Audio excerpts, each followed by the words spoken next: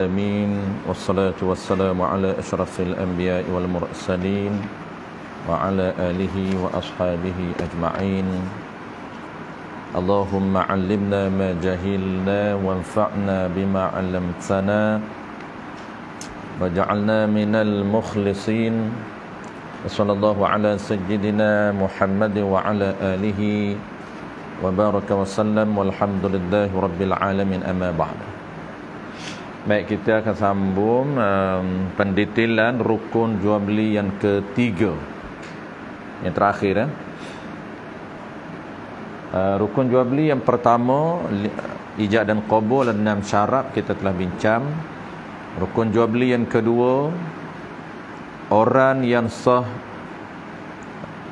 terlibat dalam sistem jual beli, ada 5 syarat ataupun 5 ciri orang yang dibenarkan oleh syarak untuk terlibat dalam sistem jual beli juga kita telah bincang. Jadi 5, 6 dah 11 syarat telah kita bincang.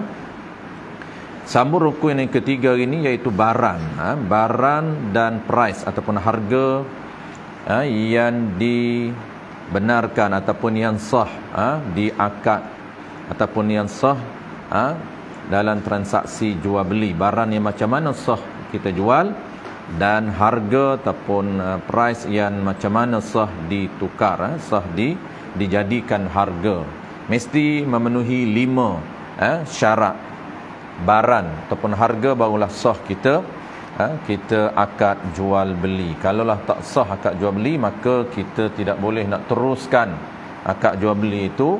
Kita kena pilih akad lain. Kalau kita teruskan akad jual beli dalam keadaan yang tidak sah, maka kesan ataupun implikasi hukumnya tidak sah, dan yang keduanya tidak boleh tidak dibenarkan milik. Apabila tidak sah, maka tidak dibenarkan milik, dan juga yang ketiganya ialah tidak dibenarkan untuk kita tasarruf atau untuk kita guna. Itu kesan akad ataupun transaksi yang tidak sah walaupun berlaku pertukaran. Bukan soal bayar dan beri barang, bukan. Tapi yang kita nak tengok dari perspektif syarak, pertukaran kita itu memang mengikut prosedur yang telah diperuntukkan oleh syarak. Itu beza sistem muamalah Islam dengan transaksi biasa yang kita lakukan, dengan budaya yang kita lakukan, adat yang kita lakukan. Bukan orang hari ni tak berlakunya jual beli, bukan. Bukan hari ni orang tak pinjam, bukan hari ni orang tak pajak gadai, bukan.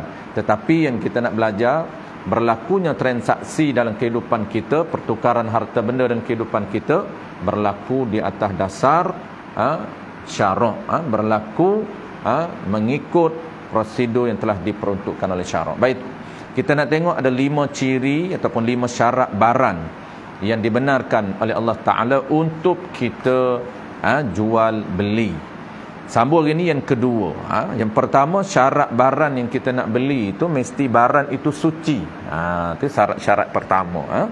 Kalau barang itu najis, maka tidak dibenarkan oleh syarak untuk kita guna akad jual beli. Baik, kita terus yang kedua pula. Yang pertama, mesti barang itu suci ataupun barang itu mutanajis yang boleh disucikan dengan menggunakan ataupun dengan cara basuh.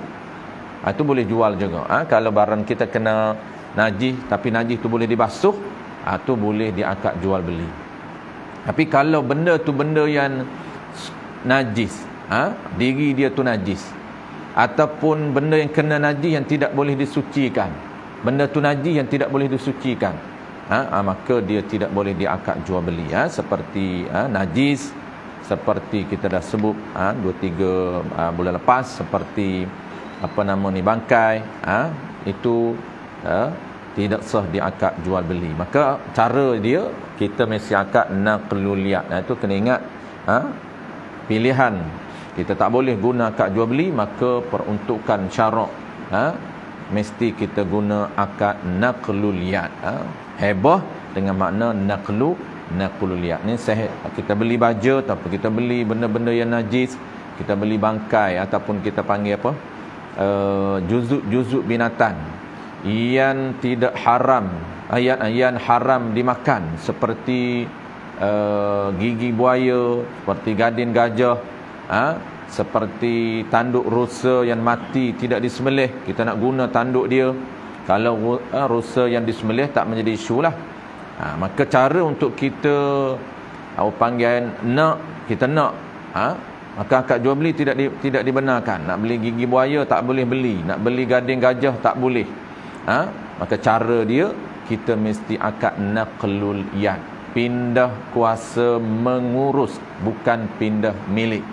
Kita belajar ni, jual beli ni salah satu akad yang diperuntukkan oleh syarak untuk pindah milik barang daripada orang lain kepada kita. Jadi syarak menyediakan pilihan bagaimana cara untuk pastikan proses perpindahan milik barang daripada orang lain kepada kita.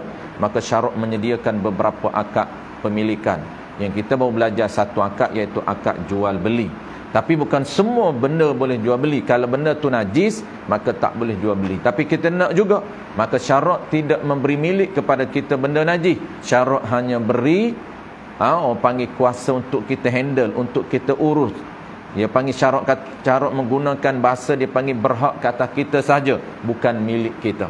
Maka cara dia macam mana kita nak beli gading gajah ataupun gigi buaya dan sebagainya, benda yang najis ni, cara kita menggunakan naqlul yad dengan terma heboh juga. Tapi bukan heboh yang biasa. Heboh biasa ni heboh pindah milik. Ini heboh, nama heboh, tapi dengan makna naqlul yad. Naqlul yad untuk memindahkan barang itu menjadi di bawah kelolaan kita, bukan milik kita. Itu bahasa syarak, dia beza di antara milik dengan hak.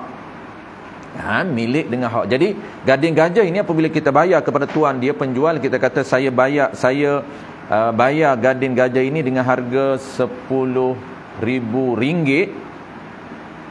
Terma apa kita nak guna? Hebah. Kita bayar atas dasar hebah. Jangan bayar saja, itu sistem konvensional. Bayar tapi tidak ada akad. Macam kita hari ni jual beli, nama saja jual beli. Kita bayar, tidak ada ijab dan qabul. Tanpa kita tengok ciri-ciri yang sah ataupun tidak, barang macam mana kita nak akad, tanpa kita tengok dengan teliti, kita main bayar sahaja. Dan akad pun kita tak tahu stand apa yang kita guna, akad jual beli ke, akad pinjam ke, akad heboh ke, akad hutan ke, kita tak tahu. Maka kita kena jelas terlebih dahulu sebelum kita berlakunya transaksi. Kena pilih dulu akad apa. Kalau akad jual beli, pastikan kita follow peraturan jual beli, ada komplit rukunnya dan sempurna syarat-syarat yang telah diperuntukkan. Ini kita duk bincang syarat. Jadi cara dia, saya bayar gading gajah ini, hebah terma apa? Kita guna hebah. Maknanya saya hebah kepada penjual dengan harga RM10,000 naqlul yad. Mana naqlul yad ni? Untuk memindahkan kuasa mengurus, bukan jual beli. Itu dipanggil hebah bermakna naqlul yad. Itulah dia. Kita kena faham ibarat kitab, ada dalam kitab Fathul Mu'in. Ada tempat antara perlu kita alert yang pentingnya. Dalam kitab dia sebut hebah. Kalau kita tak panggil apa, tak detail, kita faham hebah yang sebenar. Hebah yang sebenar pindah milik.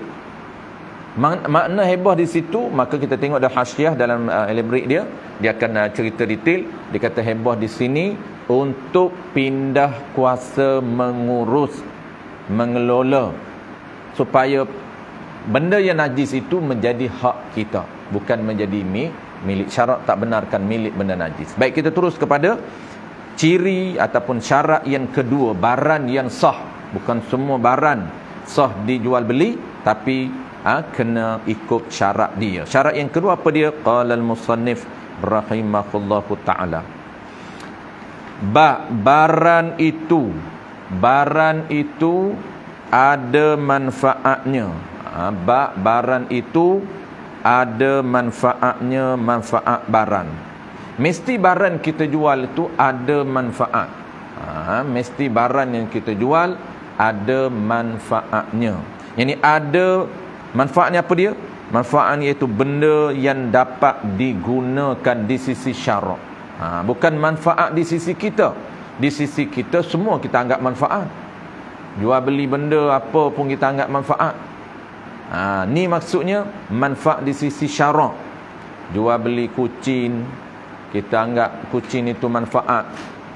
Ular kita anggap manfaat.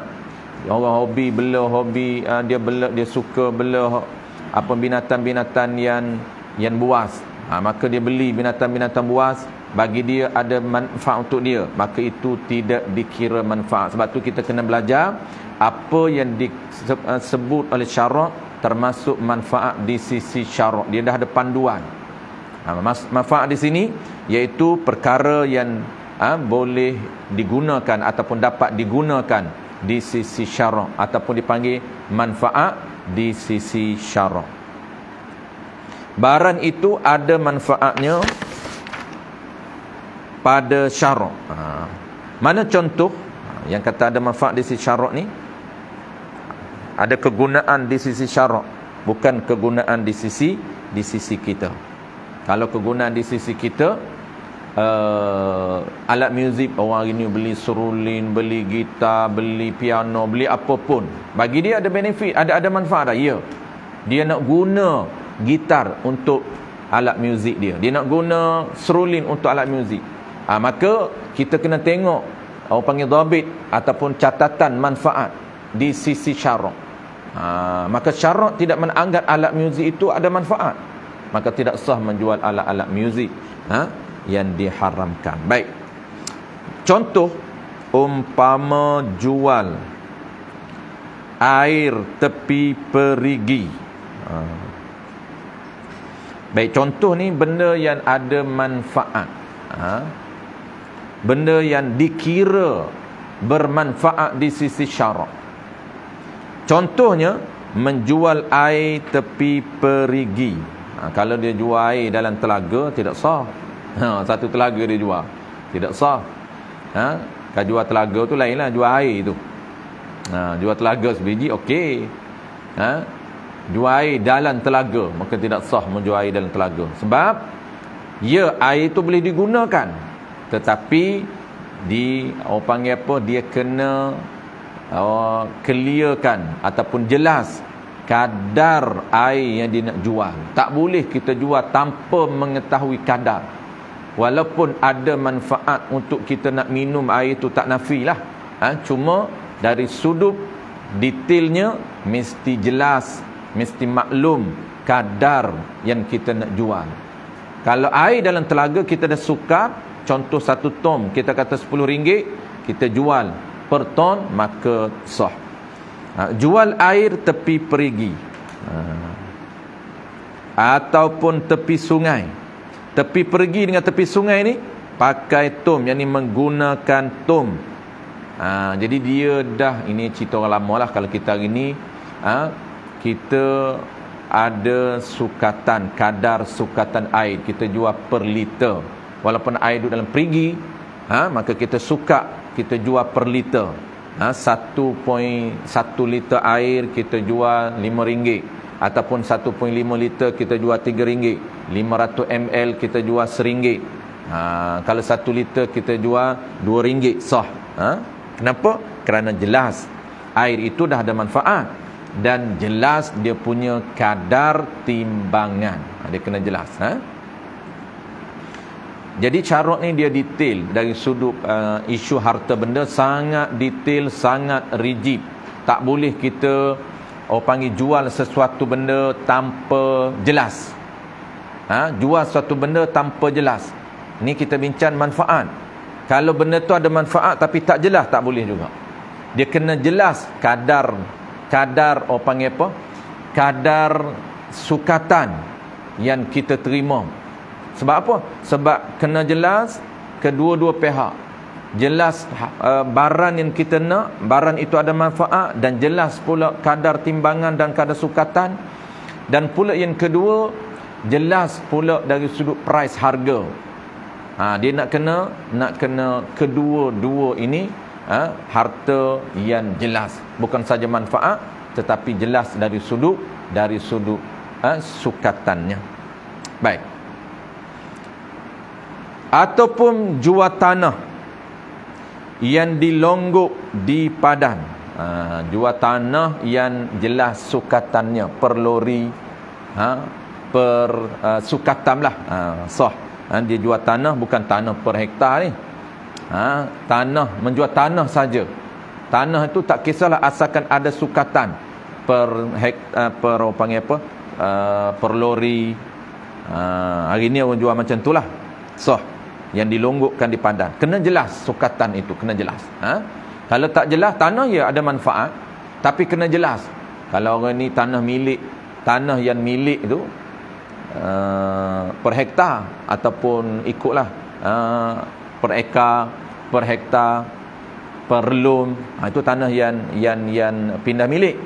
Kalau tanah saja, tanah apa panggil apa, tanah longgok itu pun juga kena jelas sukatan dia. Kalau tak jelas sukatan, maka tidak sah. Kenapa sah? Kerana ada gunanya, ada manfaat di sisi syarak. Air ada manfaat di sisi syarak, tanah ada manfaat di sisi syarak. Sekalipun walaupun manfaat itu, kegunaan itu untuk masa akan datang, walaupun manfaat itu untuk masa akan datang. Sekarang ni memang tidak ada manfaat lagi barang yang kita nak beli. Sah ataupun tidak? Jawab dia sah sekiranya ada manfaat, walaupun beberapa tahun lagi ataupun masa akan datang, boleh. Mana contoh dia? Manfaat yang masa akan datang ni seperti anak keldai. Dululah orang dulu jual keldai, kita hari ni jual anak lembu, kambing dan sebagainya. Anak keldai yang kecil yang telah mati ibunya, ataupun yang telah bercerai daripada ibunya. Yang telah bercerai ni maknanya yang telah, walaupun ibu dia belum mati, tapi dia dah bercerai daripada ibu, maksudnya dia dah boleh berdikari sendiri, tak bergantung dengan ibunya, tak menyusu lagi. Kenapa? Kerana kita akan belajar akan datang, ada jual beli anak yang masih menyusu, tidak sah. Kena beli dengan ibu sekali. Ini jual beli anak keldai yang masih kecil, yang kematian ibu. Sepatutnya kecil nak buat apa? Bukan boleh guna lagi. Manfaat untuk apa? Bukan boleh guna lagi. Nak makan pun kecil, nak sembelih. Tapi dia boleh guna untuk masa akan datang ataupun masa besar nanti. Dia besar ni boleh guna untuk naik kenderaan. Ni kalau kuda untuk kenderaan, nak makan tak boleh. Binatang yang tidak boleh dimakan, contohlah, kalau kita beli binatang tak boleh dimakan tapi ada manfaat untuk kenderaan, walaupun kecil, sah. Kenapa? Kerana apabila dia besar, binatang ini boleh ditunggang, boleh dinaik, digunakan untuk kenderaan. Maka kalau ada manfaat untuk panggil apa, kenderaan, digunakan sebagai kenderaan ataupun digunakan untuk membajak, walaupun dia bukan untuk makan, maka sah, walaupun kegunaan itu bukan untuk sekarang. Kenapa sah menjual binatang kecil itu sedangkan bukan boleh naik lagi keldai itu? Kerana bila besar kelak boleh buat kenderaan. Ini untuk binatang yang bukan untuk makan lah, binatang yang digunakan untuk kenderaan. Kalau binatang yang boleh dimakan tak menjadi isu lah, boleh dijual walaupun kecil, kerana boleh disembelih. Qala al-musannif rahimahullahu ta'ala. Baik, lahir kesan.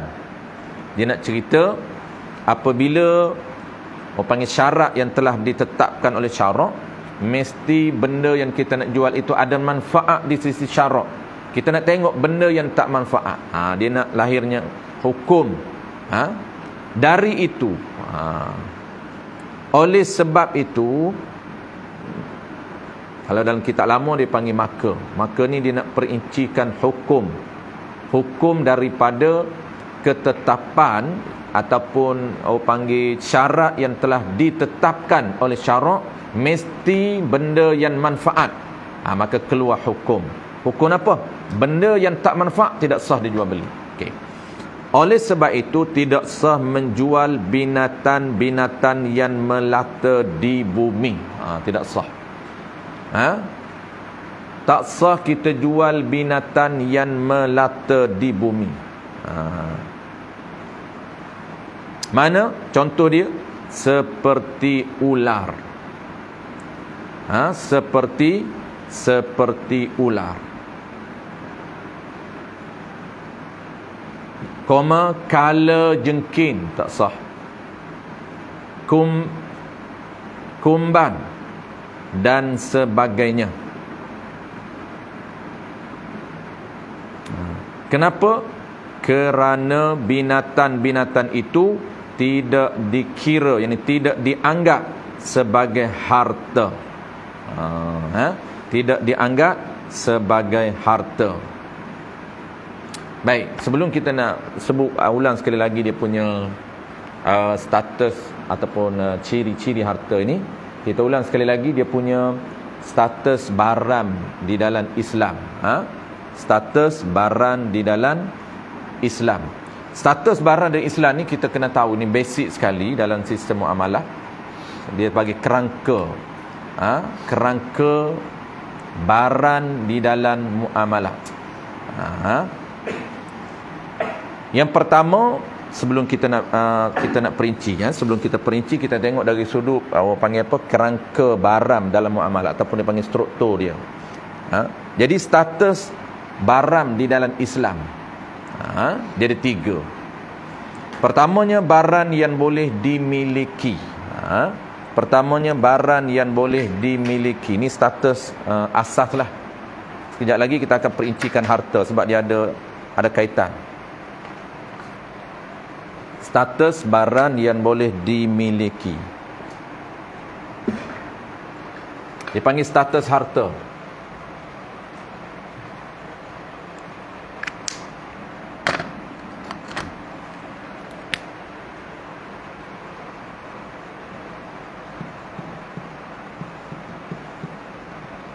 Status barang.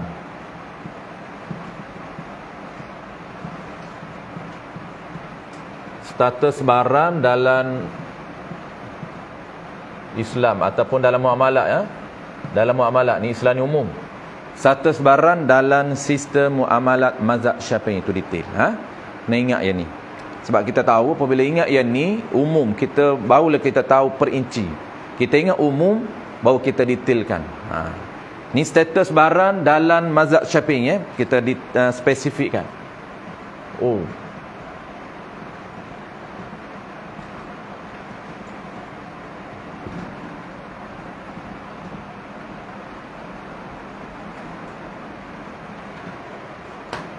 Dalam mazhab, status barang dalam mazhab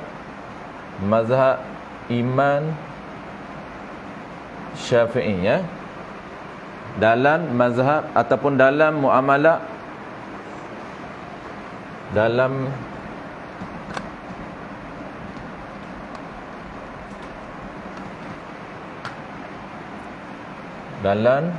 muamalat mazhab Syafi'i, MMS. Ringkas. Okey, yang pertama lagi Amal tolong ni, tolong padangkan. Satu, dia panggil barang yang boleh, makna dibenarkan. Bahasa ringkas, boleh dimiliki. Kata kunci dia milik. Kita belajar prinsip, dia panggil apa? Prinsip apa? Prinsip dalam sistem muamalah. Prinsip asas dalam sistem muamalah. Prinsip pertama dia panggil aqdun tamlik, akad pemilikan. Akad pemilikan. Jadi barang yang boleh dimiliki. Yang pertama. Barang apa dia? Yang pertama, barang yang boleh dimiliki ni umum saat kita bincang, iaitu tiap-tiap barang, tiap-tiap barang yang dianggap harta, dia umum, dianggap harta di sisi syarak. Umum, sebab kita tak nak detailkan. Kita hanya belajar kata kunci je. Sekejap lagi kita akan belajar apa milik setiap harta boleh milik. Kita nak tahu apa dia harta. Sekejap kita akan detailkan harta. Kita tak perlu bincang satu-satu. Jadi kita umum saja. Apabila kita tahu harta, maka dah kita tahu dah kata kunci harta ni apa dia. Semua benda yang dianggap harta itu sah dimiliki. Apabila sah dimiliki, kita boleh guna akad jual beli. Yang pertama. Yang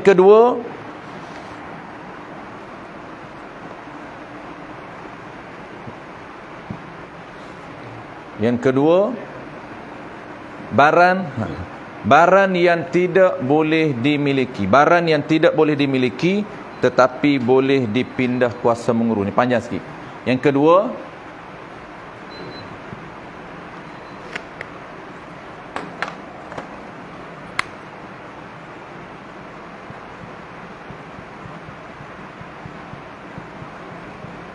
barang yang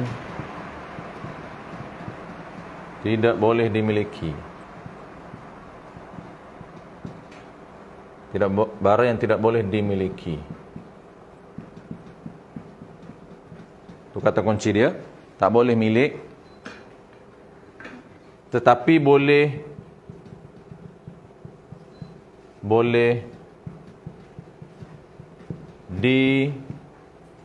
dipindah kuasa mengurus. Boleh dipindah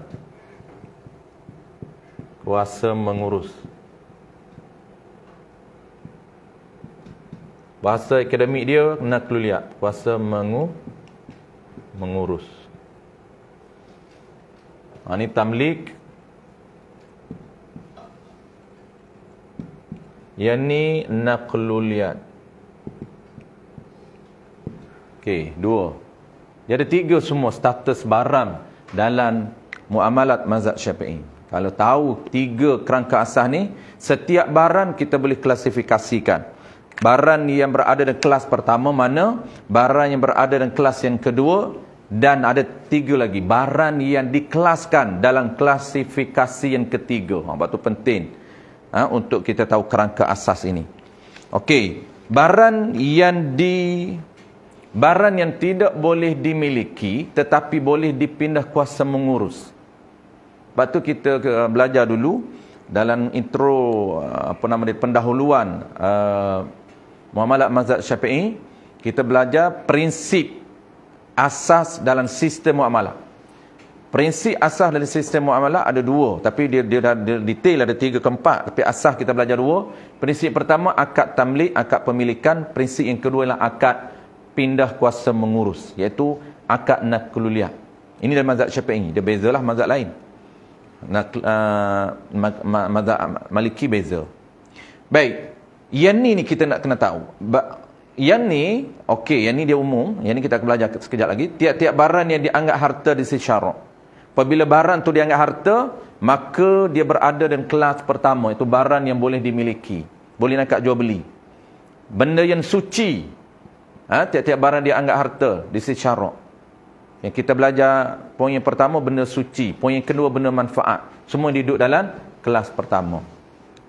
Tapi kalau benda itu tidak manfaat, contohnya benda yang tidak boleh dimiliki, contoh yang pertamanya najis. Apabila benda tu najis, maka dia tak boleh diangkat milik. Dia berada dalam kelas yang kedua. Barang yang tak boleh dimilik, tak boleh angkat jual beli. Tetapi dia boleh dipindah kuasa mengurus. Iaitu akad nakluliyat. Bayar itu kita bayar baja, kita bayar najis itu, bayar di atas dasar nakluliyat, pindah kuasa mengurus. Tapi nak guna terma apa? Terma hebah. Sehebah duit ini sebanyak RM5. Contoh kita nak bayar najis, RM5. Hebah RM5 ini sebab atas dasar apa? Untuk pindah kuasa mengurus daripada najis itu milik penjual, milik owner lain, menjadi berhak ke atas saya. Dia tak panggil milik, dia panggil berhak. Yang ini terma dia hak. Ini hak saya, yang ni dia panggil terma dia milik. Itu beza hak dan milik. Orang Melayu dia combine lah, campur habis. Hak milik. Itu standard Melayu. Tak cukup. Satu. Hak milik. Jadi kita nak ubah lah. Kita kena tahu mana hak, mana milik. Tak perlu dikombainkan. Tak perlu ini buku ini hak milik saya. Just buku ini milik saya. Kalau najis ini hak saya, bukan milik. Kenapa? Kerana najis syarak hanya memberi kuasa uruh saja, bukan kuasa milik. Dia beza kuasa menguruh dengan kuasa dengan pindah milik. Okey, kita senaraian ni dulu. Najis ni dia ada terma dia hak, dan terma dia satu lagi, ni jarang kita mendengar, ikhtisas. Ikhtisas. Ikhtisas ni apa? Ikhtisas dia sama dengan hak.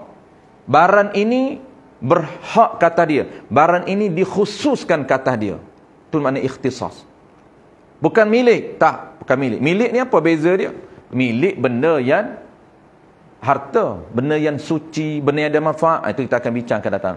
Ni poin harta. Belum lagi detail harta. Kalau bukan benda tu tidak dinamakan harta di sisi syarak dalam mazhab Syafi'i, maka dia dipanggil barang yang boleh dipindah kuasa menguruh, ataupun dipanggil ikhtisas kepada kita. Maka kita nak tengok barang hak, barang ikhtisas, lebih kurang ada 5. Satu dia panggil najis. Yang pertama najis, yang keduanya ialah bangkai. Najis jugalah. Najis ni umum, bangkai ni lebih spesifik lah. Najis tu umum, taik lah, taik tu najis. Dia kata ni taik, ya najis, ni bangkai, bangkai spesifik, termasuk najis juga bangkai. Tak kisahlah bangkai apa pun, asalkan bangkai, tak boleh nak jual bangkai, benda yang dah mati. Okey, najis. Yang kedua bangkai. Ada jual bangkai, ada yang jual najis. Contoh najis, babi. Najis walaupun hidup, bukan bangkai. Bukan dia tembok dulu baru dia jual. Tak, dia jual hidup. Maka tidak sah menjual benda yang najis. Diri dia najis. Anjing najis, tak sah dijual. Sama ada dia hidup, kalau tembok dia bertukar. Tembok dipanggil bangkai. Babi hidup, tak sah dijual. Kenapa? Kerana dia najis. Kalau tembok, ada orang tembok dulu mati, baru dijual kepada orang kafir, kepada Siam, tak sah. Kenapa? Kerana dia bangkai. Kalau biawak dijual bukan kerana bangkai, kita jual hidup. Kalau jual mati, bangkai lah. Jual hidup, biawak, itu termasuk binatang yang tidak ada manfaat. Kita akan belajar poin yang kedua. Yang ketiga, najis yang bangkai. Yang ketiga dipanggil, ni barang ikhtisas, najis. Yang keduanya bangkai. Yang ketiganya ialah yang ketiga madu. Madu lebah lah, ataupun madu apa? Madu lebah lah. Madu yang masih berada di atas pokok. Madu di atas pokok milik, di atas pokok milik seseorang. Pokok tu milik dia atau tanah dia? Pokok milik seseorang. Pokok tu ada milik, tanah ada milik orang lain. Faham tak? Kalau pokok milik kita, tanah milik kita, madu itu dipanggil ikhtisas pada kita. Bukan milik. Madu yang berada di atas pokok, madu lebah yang berada di atas pokok, pokok tu milik seseorang, pokok milik kita. Maka madu itu dia dipanggil milik siapa madu? Madu bukan milik lagi. Madu bukan menjadi milik kepada pemilik pokok tersebut. Tidak. Madu dianggap hak dia. Dianggap ikhtisas kepada dia. Nak jadi milik, kena ambil dulu madu tu. Baru menjadi milik dia. Sebab madu itu tumpan pokok dia. Tapi ingat, tak boleh curi. Curi benda ikhtisas tetap haram. Walaupun milik, walaupun bukan milik dia. Ikhtisas kepada dia dah. Tetap kita curi haram. Kena minta izin nak cari madu. Ni orang tak tahu hukum ni, memang redah saja. ambil madu dalam tanah orang, ambil pucuk kayu dalam tanah orang. Pucuk kayu tu milik. Kan pucuk dia ambil pucuk kayu, itu bukan ikhtisas, itu milik. Macam kita masuk kebun orang, kita tengok pucuk kayu nak kutip ulam.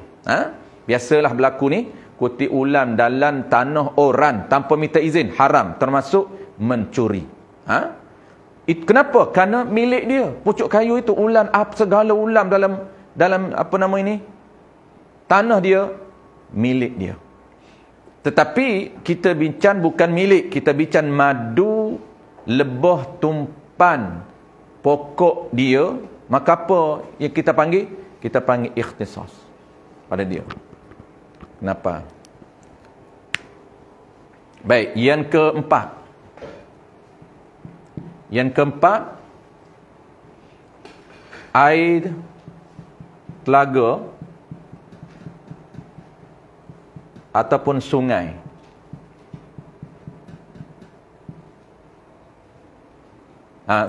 Sorry, tak habis lagi nombor 3 tadi. Madu di atas pokok milik seseorang. Kalau kita cari tanah itu mubah. Tanah mubah. Antaqullah. Mana antaqullah? Tidur tu dia. Kejut dia tak nak tanya soalan? Oh, dia tidur. Tanya soalan. Oh, dahsyat. Madu. Kalau madu di atas pokok milik seseorang, kita panggil ikhtisas. Kita panggil hak. Settle hak. Soalan dia, kalau tanah itu tanah mubah. Terkelah, mana contoh tanah mubah? Tanah tu tanah mubah. Maksud apa? Ini tanah milik orang. Betul tak? Tanah milik orang ni. Kalau pokok dia ada lebah di atas, itu panggil ikhtisas pada dia. Bukan milik dia, tapi ikhtisas. Haram kita ambil madu lebah. Walaupun ikhtisas. Tak boleh curi. Cuma bezanya, kalau milik, kita curi benda milik orang, tak jadi milik. Pencuri mencuri barang milik orang, tetap tak jadi milik dia. Sebab tu dia tak sah jual. Contoh orang curi barang benda orang lain. Dia jual, tak sah, 2 kali haram. Perbuatan haram pertama, mencuri. Perbuatan haram kedua, dia tak sah milik, dia haram guna tu. Kalau dia makan pun haram, kenapa itu bukan milik dia? Yang ketiga, kalaulah dia tak makan, contoh dia nak jual pada orang lain. Haram. Haram pula kali kedua. Ataupun kali ketiga. Kenapa? Dia menjual benda yang dia curi itu tidak sah akad. Kenapa tidak sah akad? Kerana bukan milik dia. Ataqullah, apa contoh tanah mubah? Ini tanah persendirian. Contoh, tanah persendirian, madu ditumpan. Kalau tanah mubah, kita nak bagi contoh, madu tumpan pokok, tapi tanah itu tanah mubah, bukan tanah milik. Kalau yang ni milik individu, kita panggil tanah yang ada owner, ada pemilik. Tanah mubah, maksud tanah yang tidak ada pemilik. Contoh dia. Tanah mubah, contoh dia adalah tanah kerajaan. Jadi tanah, ataupun dia panggil harta. Harta mubah, malun mubah. Harta mubahun. Mubah ni maksud apa? Maksud tanah yang tidak ada pemilik individu. Bukan individu yang milik, kerajaan milik. Kerajaan ni dia dipanggil tanah mubah. Tanah yang tidak ada pemilik. Baik, kalau tanah tidak ada pemilik, kerajaan milik, madu tu ditumpan. Contoh, panggil apa? Tanah hutan sipanan lah. Hutan sipanan. Kita ni nak cari pencari madu di hutan simpanan. Apabila kita bertemu madu, maka kita tanda. Sebab kadang-kadang kita tak nak panjak lagi. Kita tengok madu ni masih lagi muda. Maksudnya tak penuh lagi dia punya tangki dia. Kita nak tanda, 2 hari lagi baru nak naik. Tanda macam mana? Kita ikat pokok tu. Ikat dengan kain, ikat dengan getah. Biasanya orang dulu dia ikat dengan kain lah. Ikat dengan kain pokok, tanda bahawa ini milik dia. Sebenarnya bukan milik dia. Apabila dia tanda, maka bertukar pokok itu, madu di atas itu, daripada tak menjadi milik siapa pun madu, kerana dia berada di tanah mubah, telah bertukar status madu itu menjadi ikhtisas bagi orang yang tanda tu. Ada ikhtisas dah, sebab dia dah jumpa dulu, diikat pokok tu. Bukan pokok tu ikhtisas bagi dia, madu di atas tu. Dia nak tunggu 5 hari lagi baru nak panjat. Tiba-tiba, dia berebut. Tiba-tiba datang pencari madu yang kedua tengok dia sapu. Haram.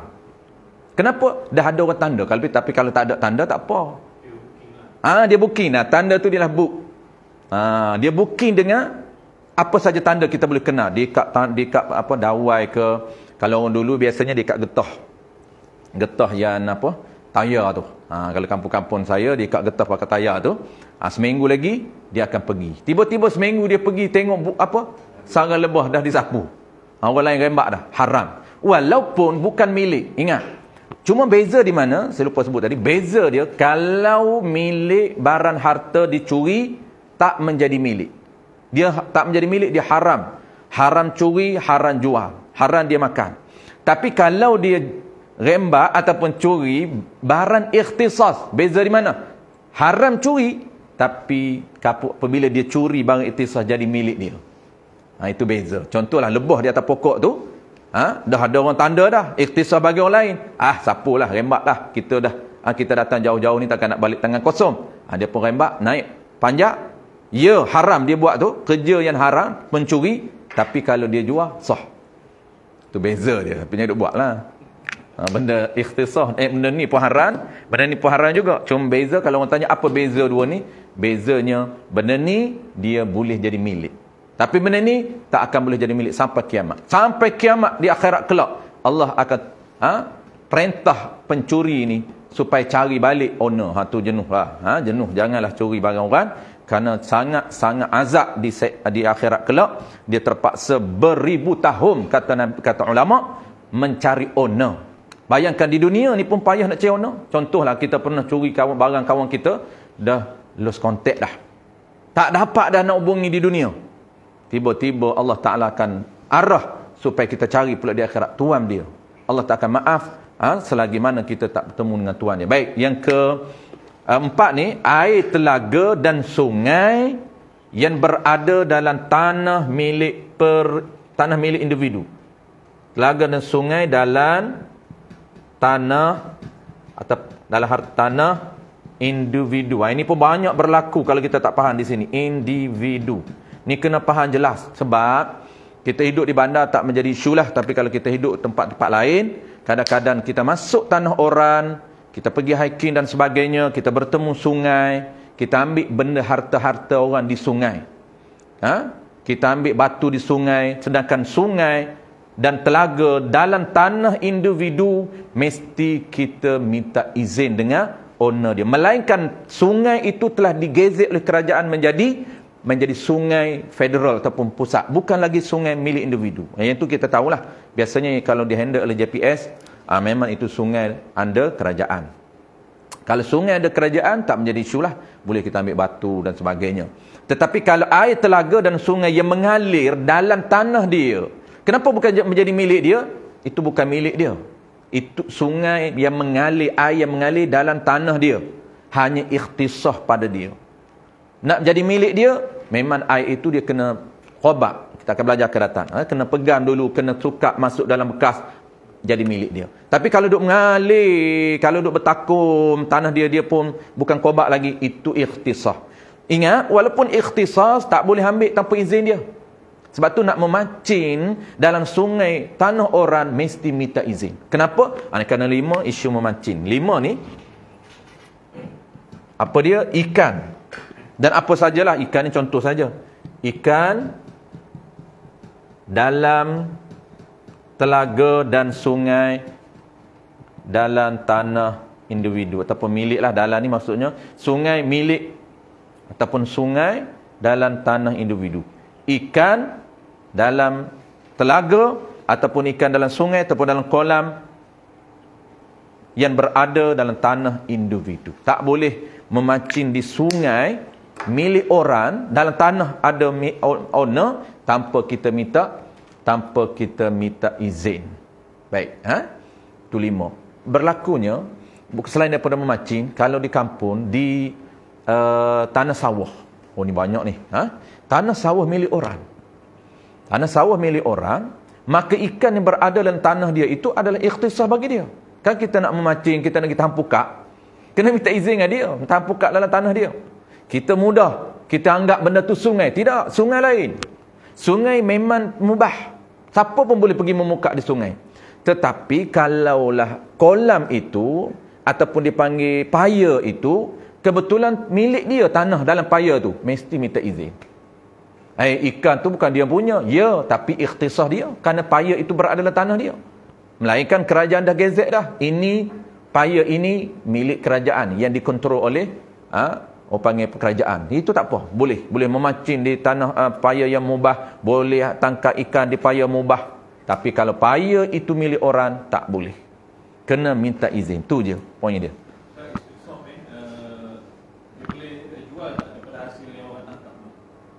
Kalau dia kalau dia tangkap ikan, dia izin tangkap, kerana tu kan ikhtisas bagi dia. Dia kata boleh nak memancing kolam saya ni. Tapi saya kena cas. Boleh. Cas ni jangan cas dalam kolam tu, itu tak sah. Kalau upah boleh, cas upah boleh. Okey, saya sewa. Nak guna kolam saya ni, saya sewa per jam. Itu sewa, boleh. Sewa boleh, kena cara dia. Tapi kita nak cas per ikan. Kalau dapat 10 ekor ikan, saya jual 10 ekor ikan ni dengan harga sekian-sekian, boleh. Kenapa boleh? Kerana ikhtisas itu harta dia. Apabila dah dapat dah ikan itu, benda duduk dalam tu benda dia. Dan kalau dah dapat dah ikan tu, dia kena qabak, kemudian dia jual. Dia qabak ikan yang ada dalam tu dan dia jual. Baik, settle. Okey, yang ketiga. Taqlah, mai padam taqlah. Padam. Kalau tak ada exercise ni tidur. Padam. Yang ketiga tak muat. Ya. Cepat. Padam. Yang ketiga ni penting, yang ketiga ni. Sebab ada benda dalam mazhab Syafi'i dia beza. No. Tak cukup oksigen atau keluar ni. Ustaz, kalau tanah kerajaan dia ada notis tidak boleh memancing. Tu tak boleh, haram. Baik semua. Nanti Ustaz padan dengan Tina. Tak kuat Ustaz, boleh padan dengan Tina. Kalau dia kan dia ada notis box tu kan, tak boleh. Itu haram. Itu tidak dipanggil, tu kita lupa nak beritahu tadi. Mubah ini dia ada syarat. Jadi ulama sebut syarat dia di belakang apa? Harta mubah yang boleh digunakan, harta mubah yang tidak ataupun yang dibenarkan. Maksudnya yang tidak ada qarinah yang dia tak bagi. Kalau ada qarinah maksudnya ada tanda yang dia tak bagi, dah dia letak notis box, dia larang memancing, tak boleh, haram. Kita dia haram memancing tu pejam mata je. Mancing depan notis box haram memancing di sungai. PPI panggil apa? Jabatan-jabatan tu kan. Tepi kan jabatan orang duk tepi-tepi dia dah tulis dah di tepi jabatan. Dilarang memancing tepi jambatan ni. Orang kita. Sama juga bab parking. Kalau parking dah dia tulis dilarang parking, tak boleh parking. Haram parking. Sebab itu tanah dia. Contoh kan di pasar raya ke di mana-mana dia dah boh dah. Dilarang parking. Tak boleh. Melainkan kita parking menunggu lain lah. Kita parking menunggu ni kadang-kadang kita larang parking, tapi kita tak juga park sekejap tepi tu. Itu kita tak tinggal. Itu lain lah.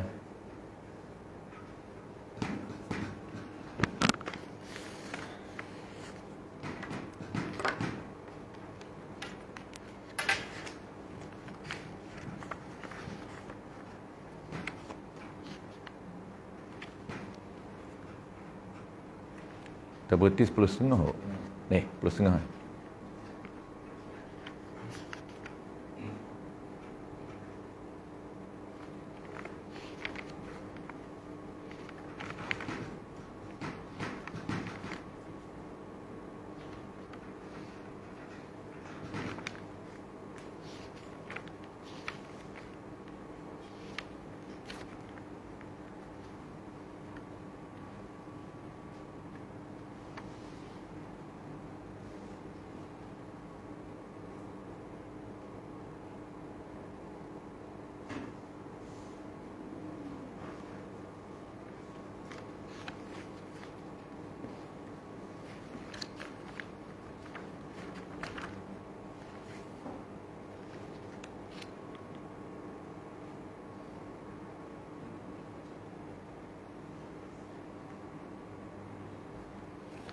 Okey, settle. Tadi 5 contoh. Tu 5 tu yang asal lah. Dia ada, kalau detail ada 6. 6 tu samok apa, orang panggil apa? Yang ke-6 tu kulit yang belum disamok. Yang tu kita tak sebut tadi. Baik. 2 kerangka. Ada lagi satu lagi. Dia 3 semua. Status baran. Oh, lupa nak cakap kata Allah. Dengan tajuk-tajuk dia belasah. Tajuk hilang. Status baram. Ni dalam mazhab Syafi'i dia beza mazhab lain. Kena ingat tau.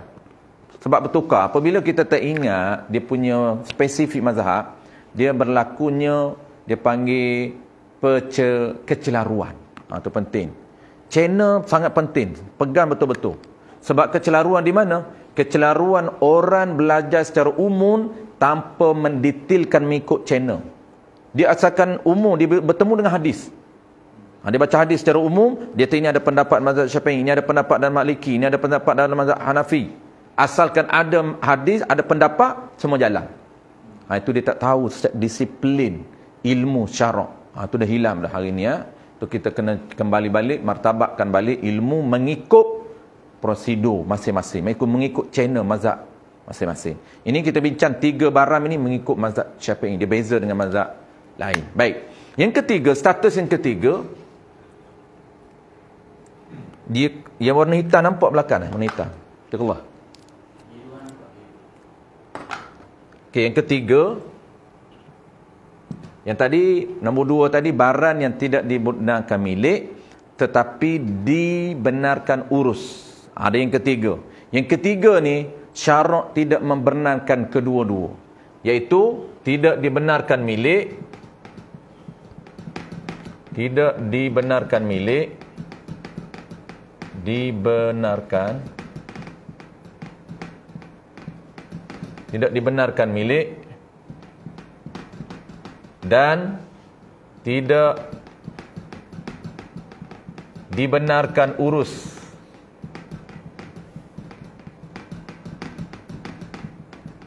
Tidak dibenarkan milik dan tidak dibenarkan pindah kuasa mengurus. Dua-dua syarat tak benarkan. Tidak dibenarkan milik dan tidak dibenarkan urus. Bahasa ringkaslah. Maksud di sini ni, poin dia ni. Tidak benarkan milik, tidak dibenarkan urus. Sebab kita prinsip dan sistem muamalat mazhab Syafi'i, akad tamlik, akad nakluliyah. Dua-dua tak boleh. Ni pun tak boleh nak akad tamlik.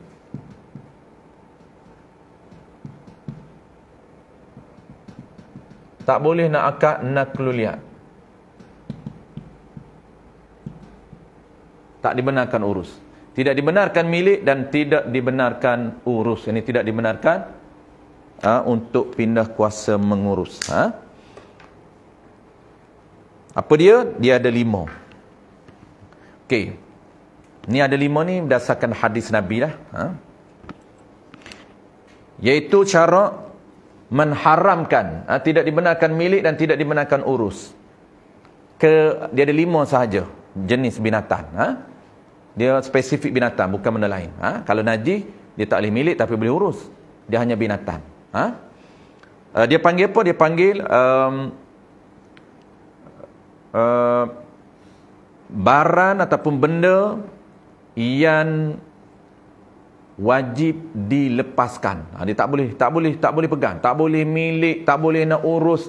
Apabila milik pun tak boleh, urus pun tak boleh, memang kita tak boleh guna dia. Maksud tak boleh kita nak milik dia, tak boleh nak urus dia. Syarat suruh lepas kalau kita pegang, kalau kita milik dia. Haram milik. Apa dia? Iaitu dipanggil haiwan. Dipanggil 5 binatang yang tidak, ataupun bahasa spesifik dia 5 binatang yang haram dipelihara dalam mazhab Syafi'i, wajib dilepaskan. Wajib dilepaskan. Haram kita bela dia, tak boleh.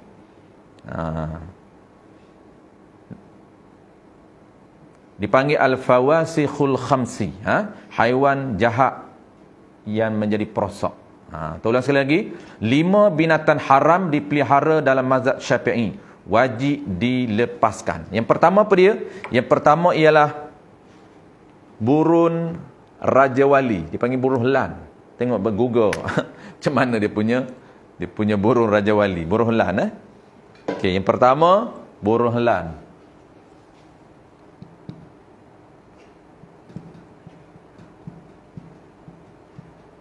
Burun helan. Tak boleh bela ni. Campur kecil dan besar. Burun helan. Yang kedua apa dia? Yang keduanya ialah ular. Kalau ini kan hobi bela ular di rumah.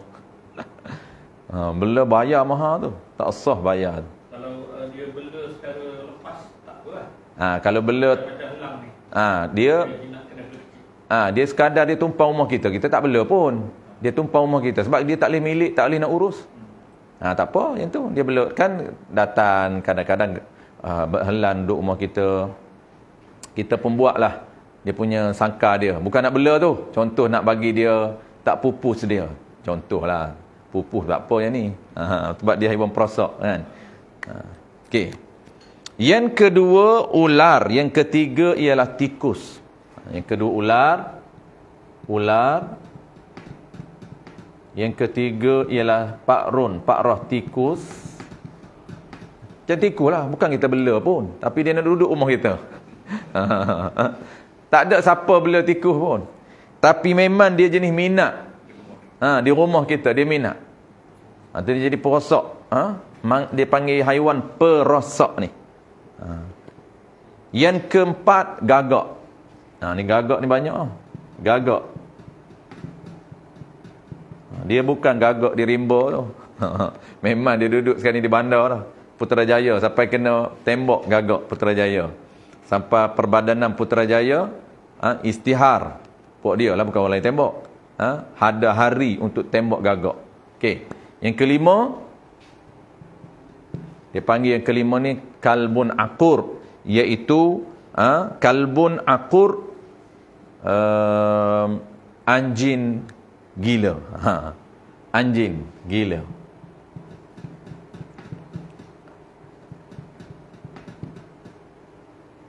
Kalbun akur. Dia anjing biasa pun tak boleh dijual beli sebab dia najis. Dan mazhab Syafi'i, kalau dia naik martabak gila, lagi-lagilah.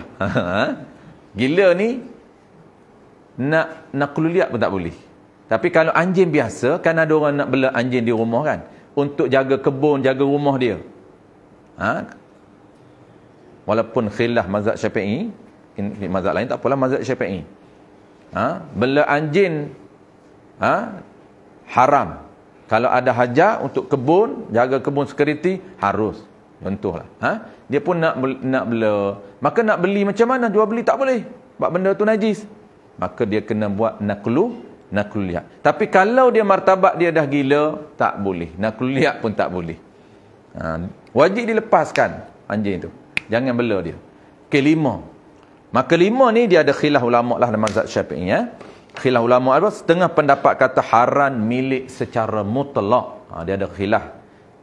Haram milik secara mutlak. Dan pendapat yang kedua mengatakan bahawa tidak haram milik. Itu pendapat dhaif. Tak haram milik. Boleh. Tapi kita kena kita cerita tadi secara umumnya, iaitu pendapat umumnya, pendapat qaul mu'tamadnya, haram milik secara mutlak. Tak bincang. Lima ni milik secara mutlak haram. Itu pendapat yang muktamad. Pendapat dhaif mengatakan tak haram, boleh. Boleh kita bela, tapi orang panggil apa? Menggunakan nakluliyah. Itu pendapat dhaif. Baik, habis. Itu dia punya status ataupun dia panggil status baran dalam mazhab Syafi'i. Baik, kita nak terus ke poin pendetailan harta pula. Kita tengok, kita baca sikit sebelum kita nak detailkan harta. Qala al-musannif rahimahullahu ta'ala.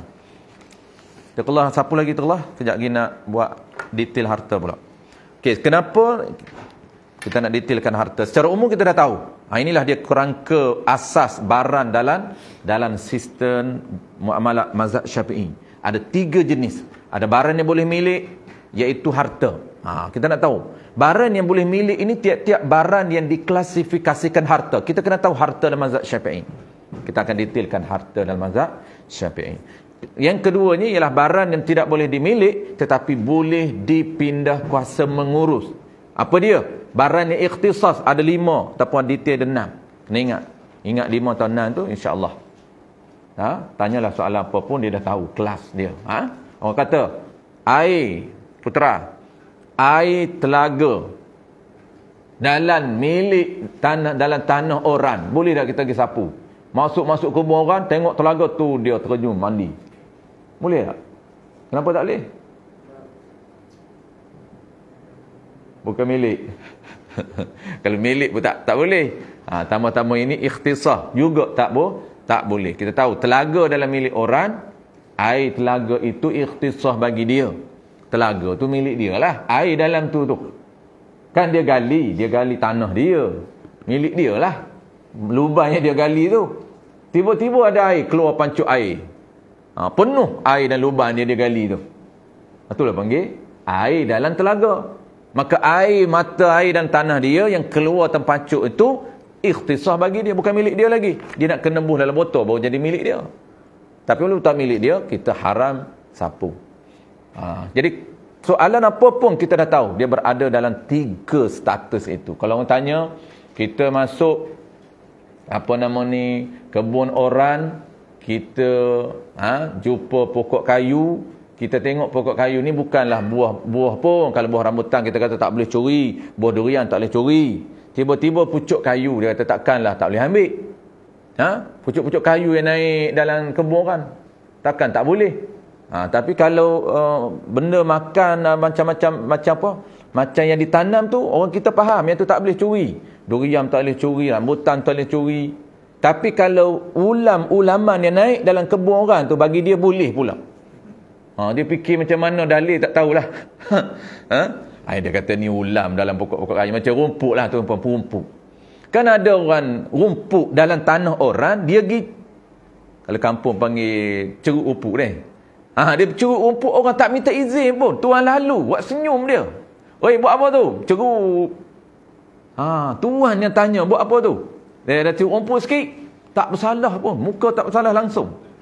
Dia anggap apa? Kenapa muka tak bersalah? Dia anggap potong rumput, ambil rumput ni nak bagi kat lembu ni dalam tanah orang, bagi dia tak bersalah. Kenapa? Rumput bukan tuan nak, tak boleh. Walaupun rumput itu milik, orang panggil naik dalam tanah milik dia, kena minta izin. Haram. Lepas tu orang warak ni, dia nak korban ni, dia tengok juga siapa punya owner lembu. Kalau lembu jenis lepah ikut dam, makan pucuk kayu orang, itu dia tak nak. Sebab apa? Sebab bukan syubhah, memang dia tengok dah yakin, memang bagi benda haram pada lembu dia. Bagi rumput yang haram tak minta izin.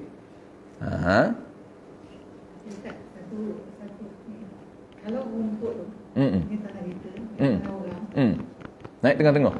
tak penuh hal ni, tapi kita potong sikit supaya ada kalau ular ke kan. Potong tu kita clearkan tanah orang sikit. Maksudnya rumput tu tanah orang. Bukan kita nak ambil.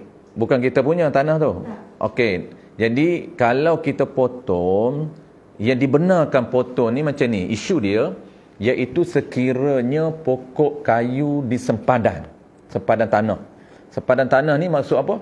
Maksudnya pokok kayu dia tu, rumput dia tu dah masuk tanah kita. Bahaya untuk kita ataupun semua boleh potong. Boleh potong ni hak masuk dalam tanah kita saja. Bukan duduk dalam dia. Kita tak boleh semok lah aku tengok. Tak boleh. Sebab tanah dalam milik. Semok itu masih berada dalam tanah milik dia. Dia tak ganggu kita. Cuma ganggu mata je. Semok perut saya tengok. Tak boleh. Tapi kalau lah dia condong ke kita, kita boleh potong yang condong tu. Kalau lah kita tengok penuh semok dan tanah dia, jiran, tak boleh potong. Melainkan kena minta izin lah. Kata saya nak potong lah yang tepi-tepi sebab takut juga apabila semok-semok ni ular ke apa. Dia izin boleh lah. Kalau dia tak izin tak boleh. Kalau itu kalau sempadan, kalau yang memang confirm memang dalam pagar dia. Masalah nak pelihara masalah. Masalah ular, jangan cari lah. Jadi guna duit untuk tangga tu, isi je lah terus. Okey. Itu berlaku di bandar, banyak berlaku macam itulah.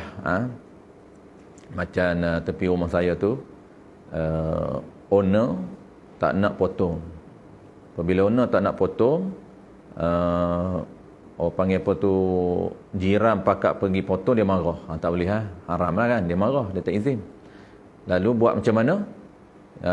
Jiran pakak report kan majlis daerah. Majlis daerah terpaksalah panggil datang potong. Majlis daerah je datang potong. Itu okeylah, tak ada masalah kan. Baik, contohnya kita yang nak potong, boleh tak? Kita nak pakak potong, baik, asal dia tak boleh. Sebab apa? Itu harta dia. Tak boleh kita pandai-pandai. Melainkan isu-isu tertentu sahaja. Contoh, dia berbahaya kepada kita. Kalau memang berbahaya, boleh jadi tempat sarang tikus ke, boleh jadi tempat sarang ular ke, kita boleh buat sekiranya berbahaya saja. Kalau tak berbahaya, tak boleh. Untuk panggil menghilang kemudarat kita saja boleh.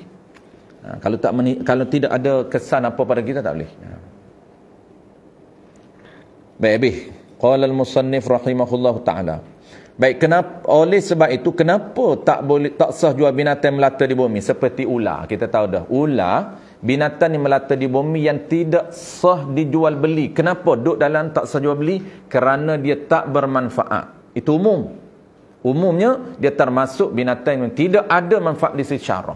Tapi detailnya bukan saja tak manfaat di sisi syarak, bahkan dia termasuk binatang yang tak boleh milik dan tak boleh nak urus. Sebab ada benda yang tak manfaat di sisi syarak, tak boleh jual saja, tapi boleh diurus. Ular ni tak. Ular ni bukan saja tak boleh diurus, bahkan dia tak boleh dimilik dan diurus. Itu qaul muktamad lah. Kala jengkin tak sah dijual beli. Kumban tak sah dijual beli. Dan sebagainya. Banyak lagi lah. Tak sah dijual beli ni. Dia sebut ni je. Ular, kumban. Kerana apa? Kerana binatang itu tidak dikira sebagai harta. Habis. Ini kita nak tengok. Umum je dia cerita. Kerana binatang yang dia sebut tadi tak termasuk harta. Ini kena hafal lah. Harta tu apa dia. Baik. Kita nak tengok makna harta dan pendetailan dia. Makna harta dan pendetailan dia. Baik, harta ini makna dia dalam mazhab Syafi'i. Harta, makna harta. Malum dia panggil ataupun maliyah. Dia beza di antara malun dengan maliyah. Yang mazhab Syafi'i dia bukan setakat malun tapi maliyah. Kalau malun umum, maliyah itu yang spesifiknya. Sebab tu dia panggil aqdun muqabalatin maliyatin tufidu milka ainin aw manfaatin ala dawam. Tu ta'rif. Tadi apa Atiqullah?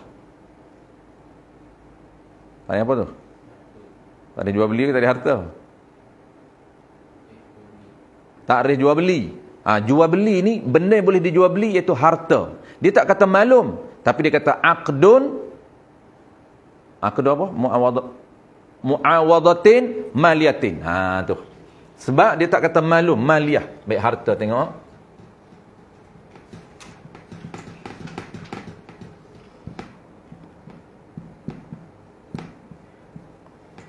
Harta dari mazhab Syafi'inya. Aset lah kita panggil. Aset kita panggil. Harta di mazhab Syafi'i ini apa dia? Iaitu tiap-tiap barang dalam bahasa Arab dulu, dalam bahasa Arab ringkas je, dia panggil ma yumkinu tasarruf. Barang yang mungkin, barang yang boleh dimilik dan boleh yang ada nilai. Itu dalam mazhab Syafi'i, dalam bahasa Arab mudah je, ma yumkinu tasarruf. Yumkinu tasarruf. Ma yumkinu tasarruf, iaitu barang yang boleh dimilik dan barang yang ada nilai. Tiap-tiap sesuatu yang sah dimiliki. Tiap-tiap sesuatu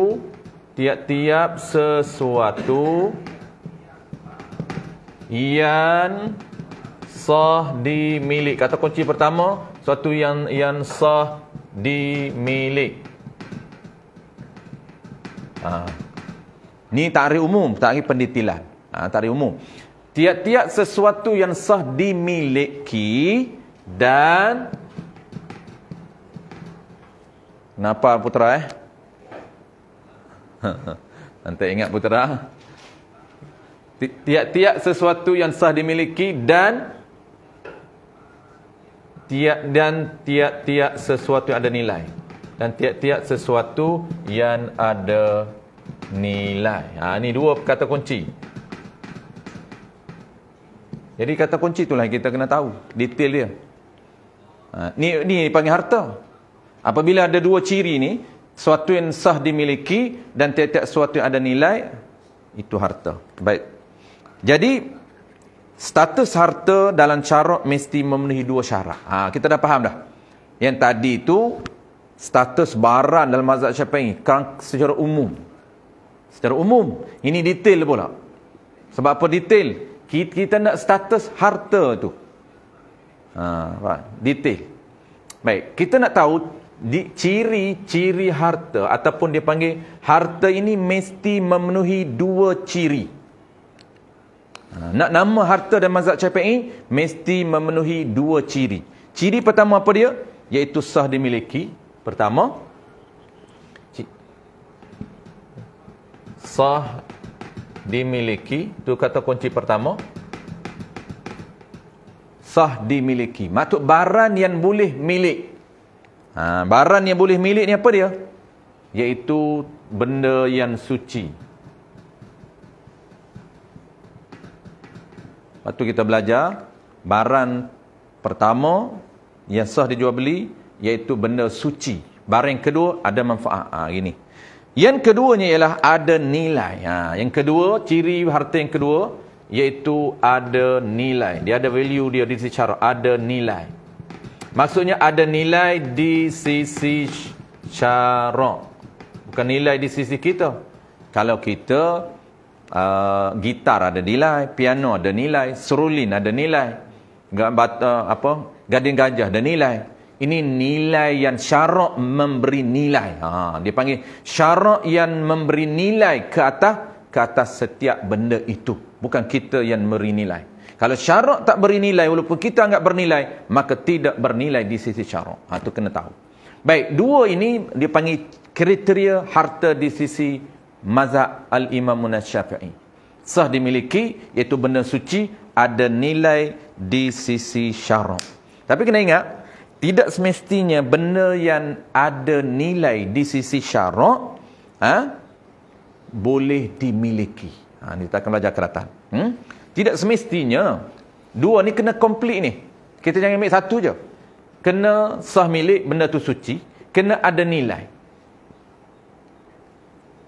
Ada benda yang ada nilai, ada benda yang boleh milik, tapi dia tidak ada nilai. Sebab tu, nak nama harta kena cukup dua. Kita jangan ingat, tiap-tiap benda yang sah dimiliki, ada nilai lah. Dah. Ada benda yang boleh milik dia. Boleh hebah. Maksud milik ni milik dengan hebah. Jual beli tak boleh. Milik dengan hebah. Saya hebah 2 biji kurma. Saya hebah 1 biji gandum. Boleh dah hebah sebiji gandum. Boleh dah hebah 1 biji anggur. Kecil yang anggur tu sebiji. Boleh dah hebah. Sah hebah. Tapi kalau nak jual, tak boleh jual. Kenapa? Kerana benda yang kecil itu tidak ada nilai di sisi syarak. Apabila tidak ada nilai, dia tak panggil harta, tak boleh jual. Tak boleh jual sebiji anggur, tak boleh jual 2 biji gandum, 2 biji barley, 2 biji beras, tak boleh jual. Contohlah, kita nak test dulu. Nak try dulu sebelum beli. Kita nak try apa? Benda besar tak apa, sebiji rambutan ke apa, tak apa, yang tu besar. Benda yang, contoh barley kecil, beras basmati tu kecil, kita nak test dulu, beras ni okey tak? Dia punya patah dia ni okey tak? Kita patahkan, kita makan. Beras tu, tak boleh. Kenapa? Kerana itu bukan harta. Kenapa dia bukan harta? Dia tidak ada nilai. Benda yang sedikit tidak diberi nilai oleh syarak. Maka, apabila benda tu tidak ada nilai di sisi syarak, tapi dia boleh milik, ya, dia boleh milik. Jadi kita kena hebah je. Saya hebahlah 2 biji gandum ni, saya hebahlah 2 biji barley ni, saya hebahlah 1 biji saya biji anggur kecil ni, saya hebah untuk try dulu. Kalau manis boleh beli. Nak beli tu kena beli banyak lah, tak boleh beli sebiji. Kenapa sebiji tak boleh? Nilai sebiji beras tidak dianggap harta kerana dia sedikit. Benda sedikit tidak dianggap harta. Maknanya tidak ada nilai. Sebab tu ingat, benda nak dinamakan harta kena cukup dua. Boleh milik dan ada nilai. Sebab ada benda boleh milik tapi tidak ada nilai. Tu okey. Dia ada kaedah dia, akan datang kita bagi kaedah dia. Okey, benda yang tidak ada nilai di sisi syarak. Okey, settle.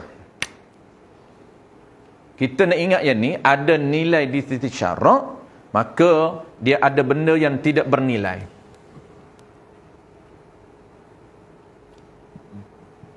Benda yang tidak bernilai dia panggil benda yang tidak bernilai.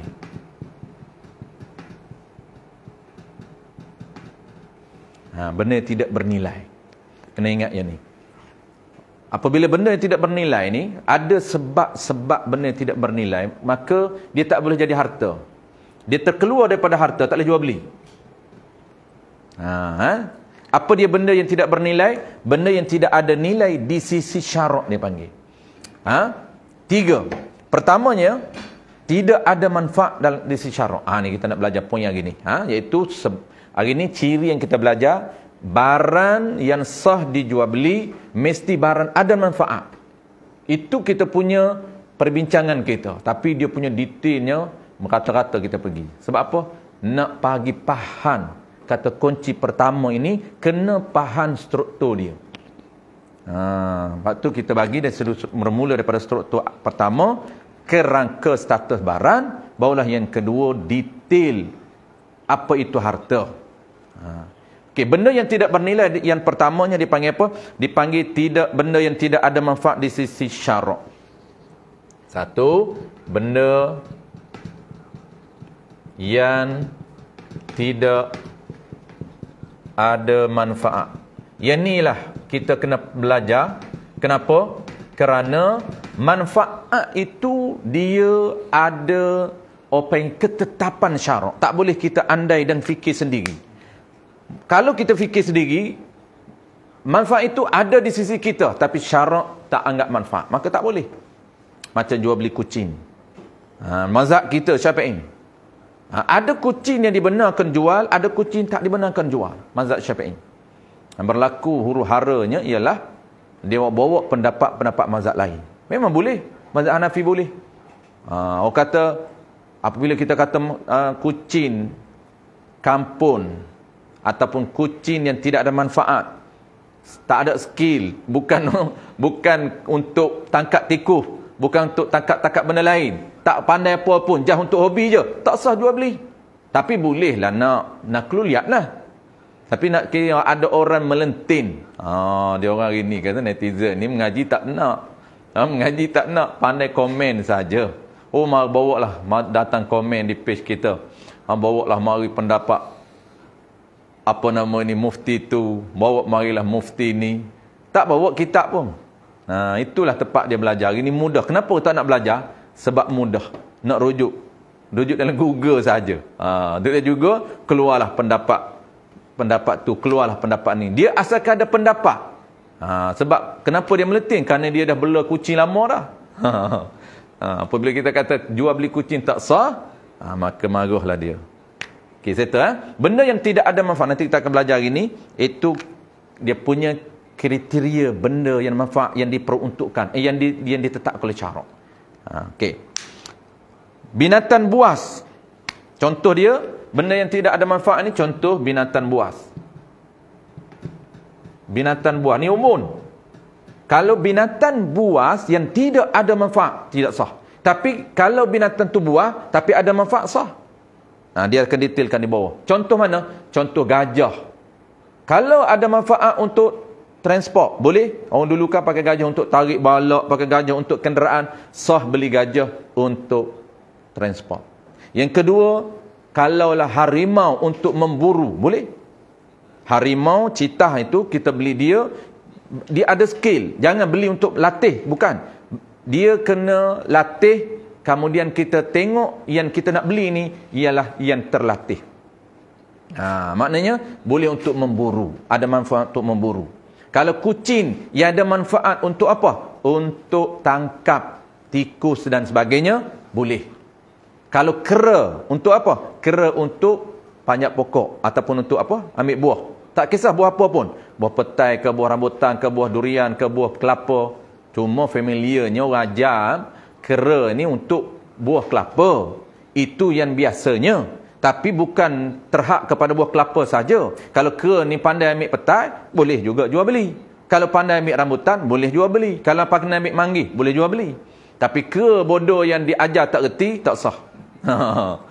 Kita tahu dah, ini jenis spesies kera. Dia ada spesies juga kera ni. Ni spesies ni mana boleh jual. Ajar 6 bulan, bertahun pun tak reti-reti.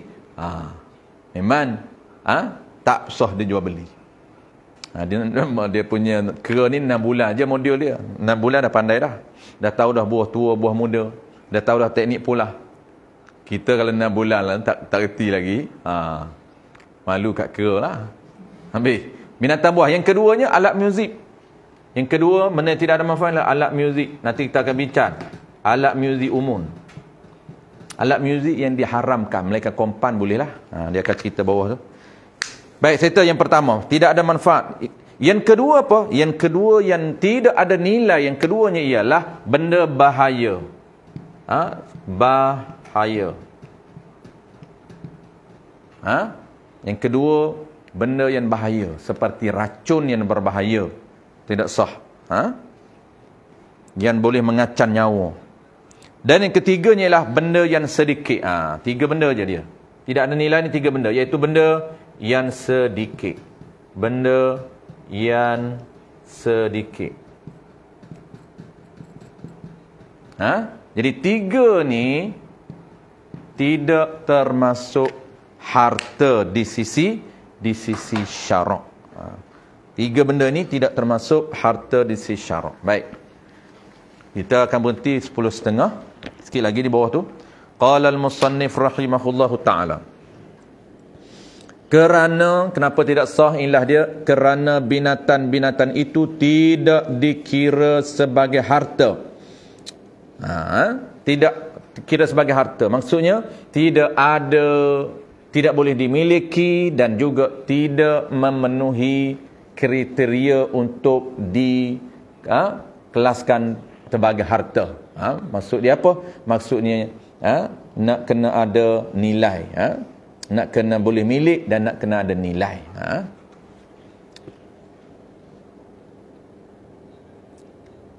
Maka mengeluarkan harta untuk membeli benda yang tidak dianggap harta di sisi syarak itu dilarang oleh syarak. Dianggap membazir. Itu haram tu. Mengeluarkan harta untuk beli benda yang tidak dianggap harta oleh syarak itu dilarang oleh syarak. Kecuali ni sah binatang yang ada manfaat. Kalau benda yang ada manfaat maka sah. Mana dia? Seperti ulat sutera. Kerana suteranya. Ni orang nak buat sutera, kain sutera kan nak kena campur. Ada faedah benda tu, ada manfaat. Atau lintah. Beli lintah. Kerana untuk menghisap darah orang sakit. Perubatan dia menggunakan perubatan bukan bekam tapi isap darah melalui lintah. Bukan bekam keluar darah melalui cara bekam biasa, tidak. Tapi keluar darah melalui lintah. Jadi kena belilah lintah tu. Jadi ternaklah lintah. Ternak lintah dan jual beli lintah. Asalnya jual beli lintah ni tidak sah. Tapi kalau ada manfaat untuk perubatan, isap darah, boleh. Tapi bukan semua ni. Kita bukan boleh kiyah di atas semua benda lain pun kita nak buat. Tak boleh. Dia spesifik. Kadang-kadang kita kata, kalau jual beli lintah untuk perubatan boleh. Maknanya benda lain pun boleh jugalah untuk perubatan. Dia tak. Dia kena tengok juga. Atau sebagainya. Sebagainya tu daripada benda yang berguna. Benda yang berguna. Maka semuanya itu sah dijual belinya. Sebagainya ni dalam kitab ni tak sebutlah. Di kitab lain banyak. Seperti kitab lain dia sebut sebagainya tu apa dia? Gajah. Seperti gajah, untuk dijadikan kenderaan sah. Sebagainya tu contoh binatang lain yang sah dibeli kalau ada manfaat. Dia bawanya 2-3 saja. Gajah dia tak bawa sini. Maka dia kita lain sebut gajah untuk dijadikan kenderaan ataupun kera untuk memetik ataupun panjat buah. Panjat pokok untuk memetik buah. Boleh. Itu disebut dalam kitab-kitab lain. Ataupun dia sebut kucing dalam kitab lain, sebut dalam kitab Matal' al-Badrain, kitab asal dia sebut kucing sekiranya ada manfaat sah.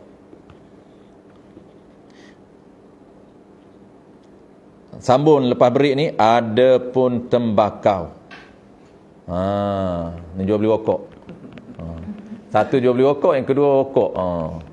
Dah lah isap rokok, jual beli pula. Ni main hantar, main isap rokok je. Tak tahu jual beli tu sah ke tidak. Dah lah jual beli tak sah, isap pula. Isap barang tak sah tu macam mana cerita? Nak buat benda tu kena tahu hukum. Wallahu a'lam. InsyaAllah kita break sekejap. Dalam setengah jam sambung pukul 11 kan. Sambung pukul 11 sampai 12 suku. Kita akan sambung, ada pun tembakau sah juga dijual beli.